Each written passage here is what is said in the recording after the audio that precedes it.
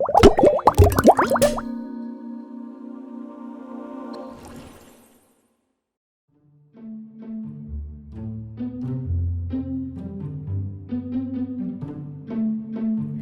everybody, welcome. How are you doing?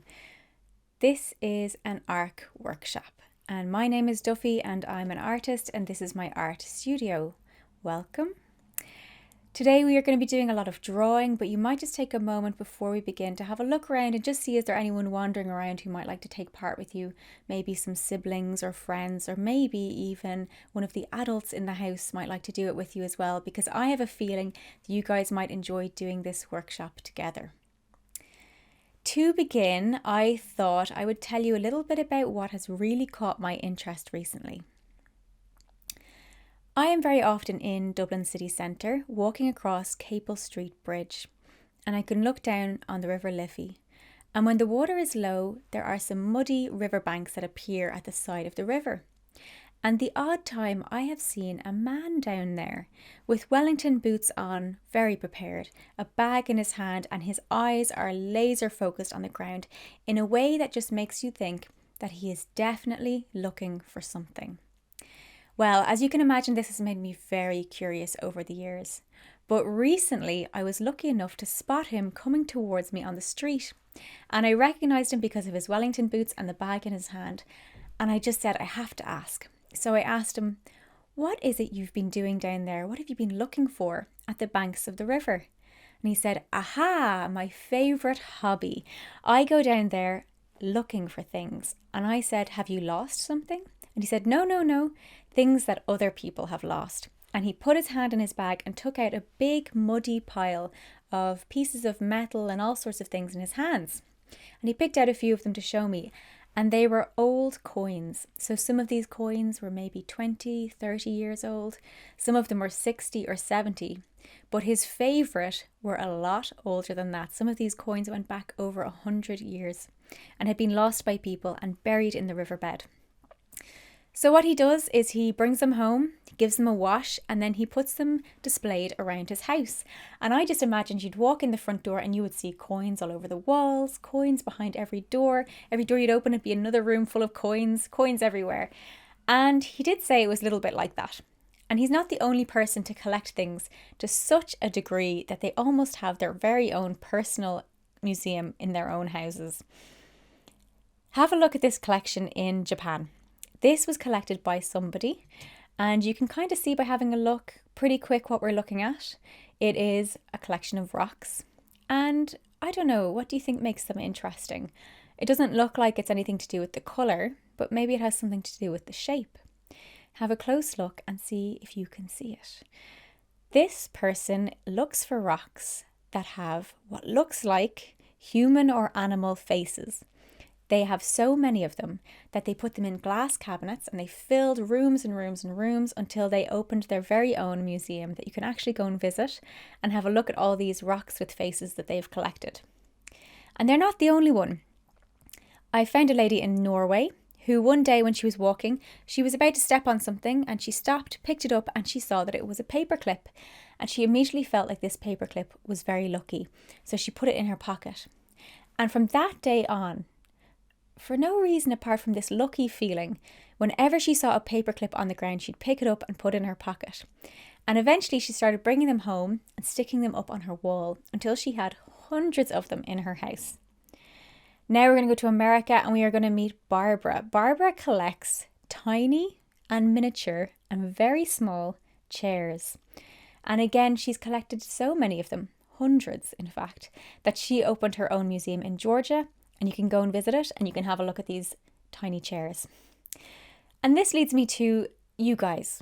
What do you collect? Maybe when you're on the beach, you might be like me and maybe you collect things like shells.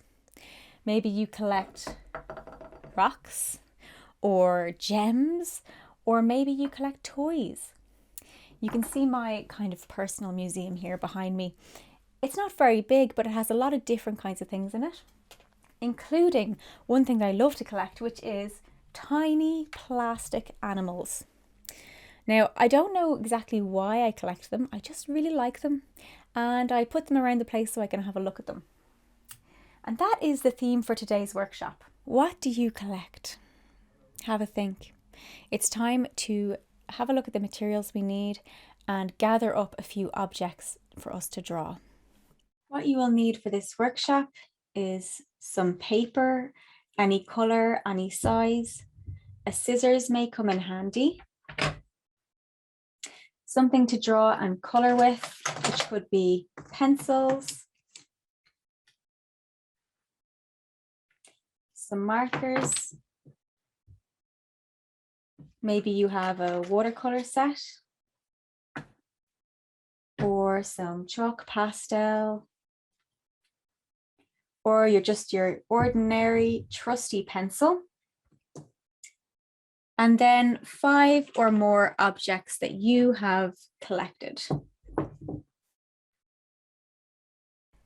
Okay, so to begin, we might make ourselves some small pieces of paper. I have A4 at the moment, so what I'm going to do is I'm going to take them together. I'm going to fold them in half. And then I'm going to fold them in half again. So when you open that out, you can see you've divided the paper in 4, and you're going to take your scissors and cut across each one of those folds, turning every piece of paper from one sheet into 4. And now we're going to have lots of small pieces of paper to draw on, which will be great. Okay, so there's some there. So take some time and get your pages ready.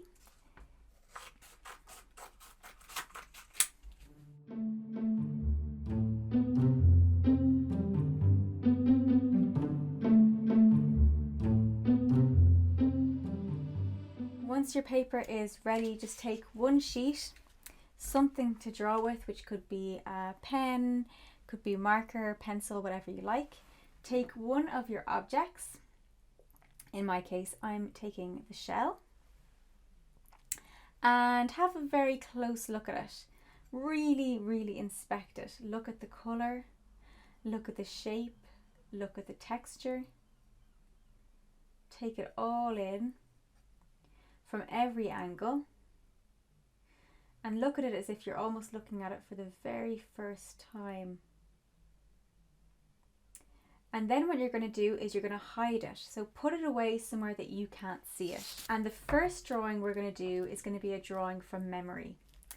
So can you remember what your object looked like? What colour it was? The patterns, the shape? Let's get drawing and see how it turns out.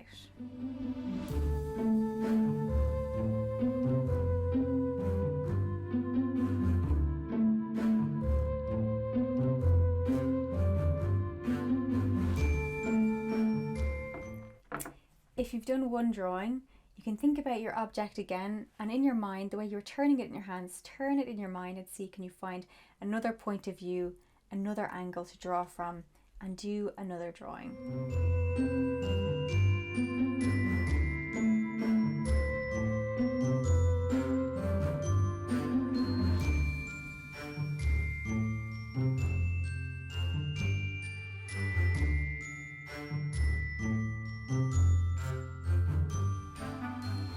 And now, the reveal.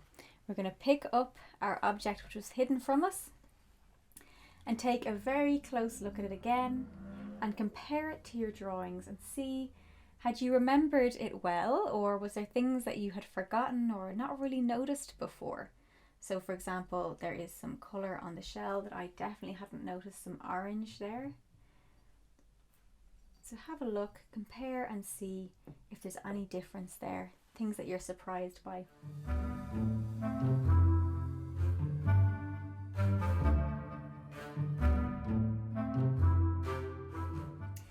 Now we're going to start some more drawings. So we're going to put these first drawings to the side, pick up another piece of paper, and this piece of paper you are going to fold in half, and picking up your scissors along the side where the fold is, you're going to cut a small slit like this, and when you open your paper you will see that you have cut a hole into the center of the page. we are going to do that and then pick up your material that you've been working with and pop it on through. So it will be a little bit like your pen or pencil or paintbrush is wearing a hat. And you're just going to have it like that so that your hand is beneath the paper and the paper is going to block your view so you can't see what's happening beneath.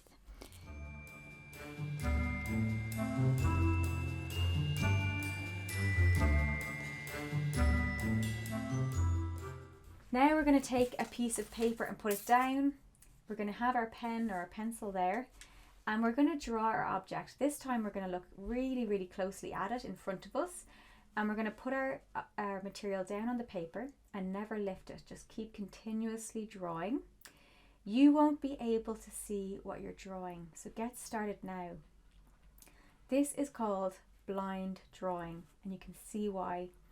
You actually can't see what you're doing on the paper and you might get a little bit lost, a little bit turned around, and that's absolutely fine. Just keep on moving, keep on looking closely at what's in front of you and see, can you capture that object and just trust your hand, trust your eyes and see what happens.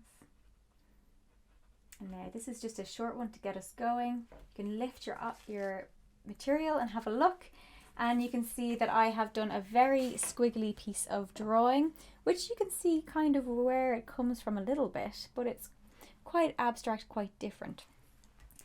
So now you have the idea of blind drawing. Let's do some more. If you want, you can turn your object to a different angle. So you're looking at it from a new side. And we'll put this drawing to the side, pick up a new piece of paper and go again.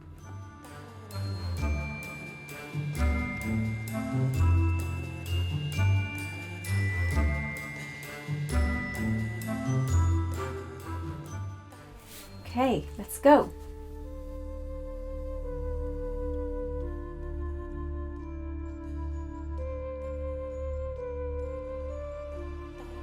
Okay, so another squiggly piece of art. Fantastic. They're always a surprise when you have a look to see what you've done. And you can do it again and again and again. So if you want, you could change the angle of your object. You could pick up another piece of paper, even a different material, maybe something different color, and do another blind drawing. But if you like, we will move on to another type of drawing to try.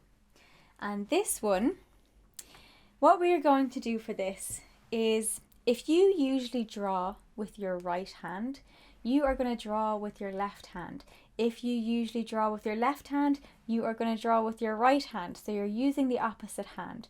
Now, if you're one of these people who can use both hands, what I'm going to tell you to do is put the pen or pencil somewhere unusual in your hand, somewhere where you wouldn't normally hold it, which might make things a little bit difficult, like this. That would be quite hard.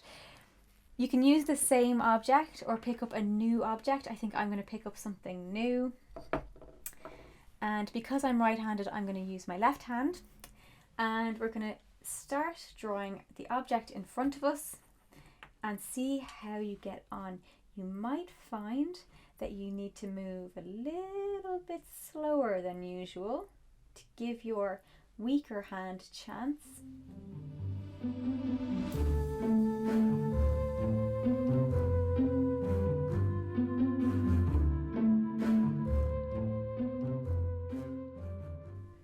And for this drawing, feel free to add in other materials, other colours, but remember to always use your weaker hand.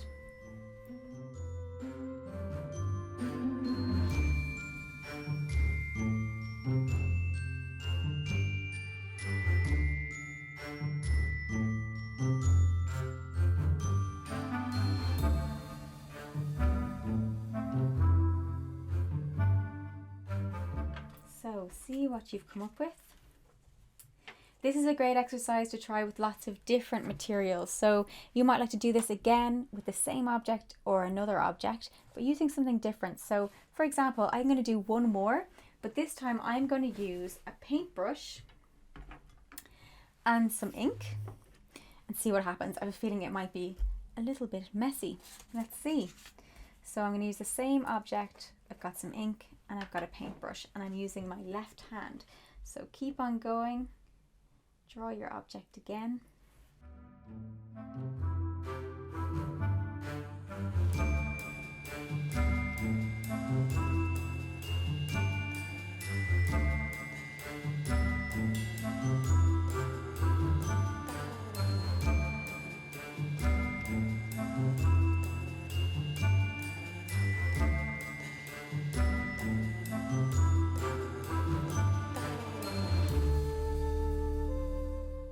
So here's my attempt with my ink and my brush. I actually really like it. I think it's captured the grumpy face of my hippo quite well. So I'm going to put that to the side to dry.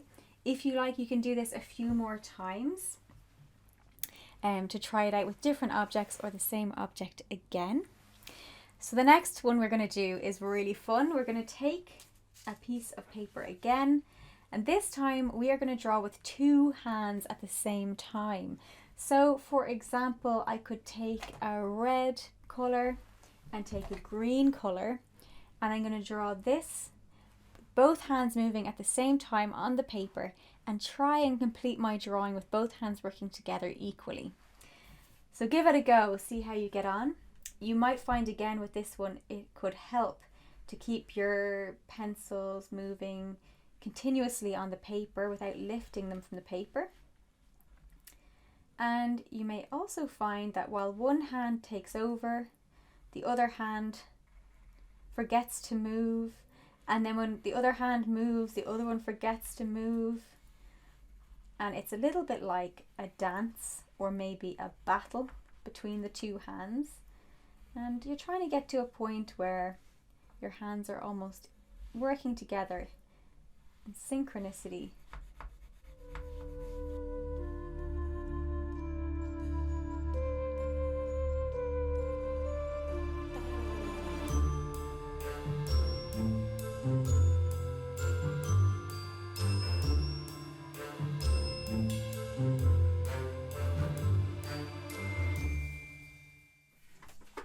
So take a look at your drawing side by side and see what you can see. You might like to start to work with two different kinds of materials. So imagine if you took some chalk in one hand and a pen in the other hand, or ink with brush with a pencil, and try the drawings again. For the next task, what we are going to do is, I think, the biggest drawing challenge that you may experience this year. And that is that we are going to draw not with our hands, not with our weak hand or two hands together. We are going to try and draw our object with our foot.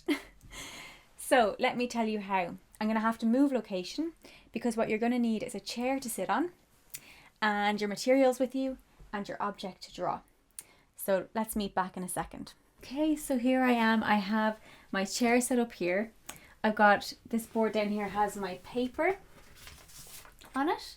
So I'm going to put one sheet there. I've got something to draw with, and I'm going to sit down on my chair, put this between my toes, and I am going to draw this tiny thing. So make yourself comfortable.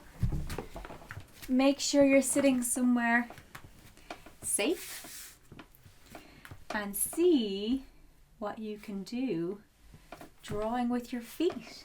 You might use your second foot to hold the piece of paper in place. So hold the object close to you and get your foot moving.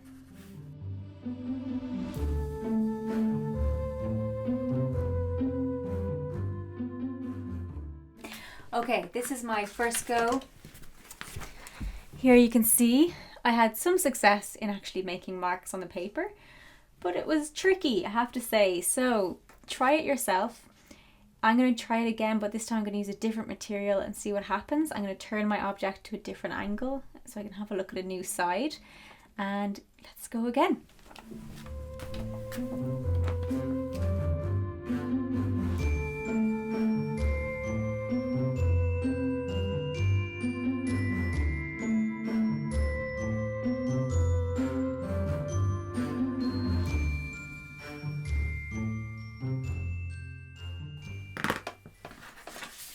How are you you getting on? This is my second attempt. So this is something you can try with lots of different materials. You could try a brush with paint or ink if you're willing to get a bit messy and maybe put something down on the floor beneath you. You could try it with your other foot. Maybe you'll have one strong foot and one weak foot, like with your hands. You could even try using both feet at the same time if you want like a super hyper challenge. So keep on going, and then we'll meet back at the desk and have a look at all our drawings all together.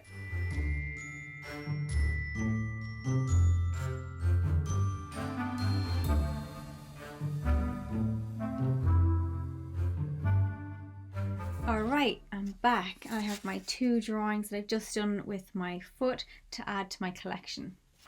So, if you do have a favourite one, like I have this one that I love, have a look at it closely and see what is it that you love about it. Is it the materials?